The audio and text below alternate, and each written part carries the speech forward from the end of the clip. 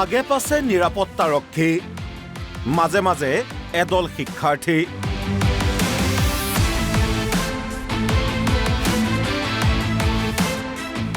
কলিয়াবৰত শিক্ষাৰ্থীক এস্কৰ্ট বন বিভাগৰ। এইখন কলিয়াবৰ উচ্চতৰ মাধ্যমিক বিদ্যালয়। বিদ্যালয়খনৰ পাছফালে অৱস্থিত টিমনাবস্তি গাঁও। গাঁওখনত প্ৰতিষ্ঠা কৰা সেন্সৰ কেমেৰাত ধৰা পৰিছে বাঘৰ মুক্ত বিচৰণ।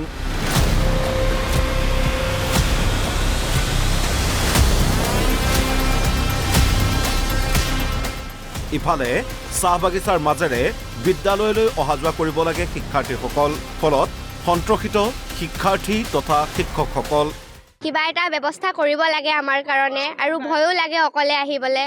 এনে বাগানৰ মাজত স্কুল, সেইকাৰণে ভয় চয় লাগে আৰু বাঘটো ওলায়ে, বাঘ এটা নাই বহুত আছে আৰু ভয় লাগে। ক'ত বাঘ থাকিব পাৰে নোৱাৰে আমিও নিশ্চিন্ত নহয়। আৰু পিছফালেও আমাৰ স্কুলখনৰ পিছফালেই তাৰমানে টিমনাবস্তি বুলি যোনখিনি স্থান আছে, সেন্সৰ কেমেৰাত বাঘৰ বিচৰণ তাত দেখা পাইছে আৰু তাতে সেইকাৰণে পিঞ্জৰা পাতিছে। সেই স্থানৰ পৰা ল'ৰা ছোৱালী আহে, গতিকে তেওঁলোকৰ অহা যোৱাটোৰ ক্ষেত্ৰত আমি তেওঁৰ অভিভাৱকো নিশ্চিন্ত হ'ব লাগে বা আমিও নিশ্চিন্ত হ'ব লাগে।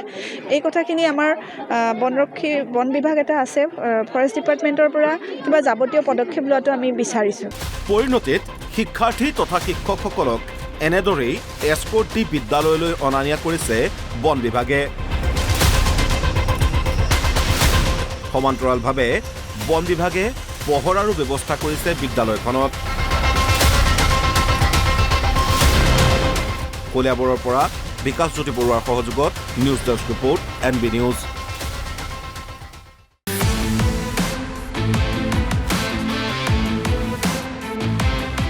আগে পাছে নিৰাপত্তাৰক্ষী, মাজে মাজে এদল শিক্ষাৰ্থী।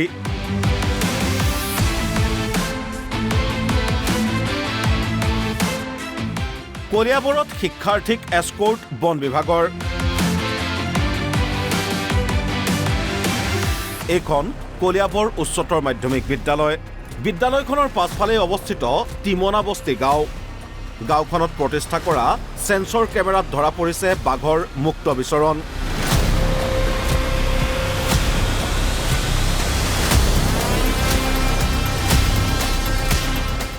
ইফালে চাহ বাগিচাৰ মাজেৰে বিদ্যালয়লৈ অহা যোৱা কৰিব লাগে শিক্ষাৰ্থীসকল।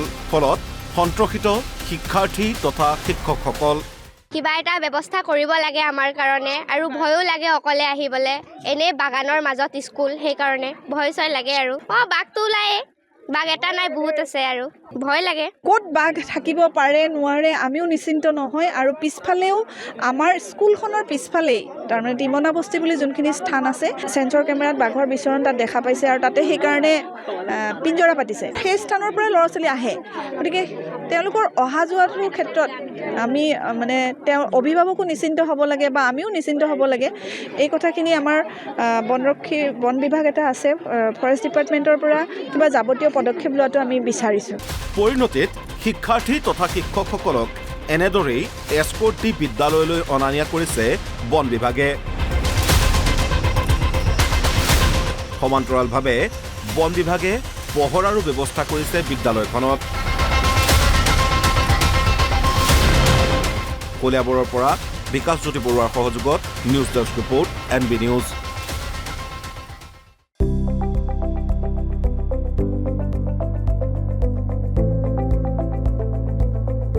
NB নিউজ, সহজ সৰল ভাষাত নৱভাৰতৰ কথা।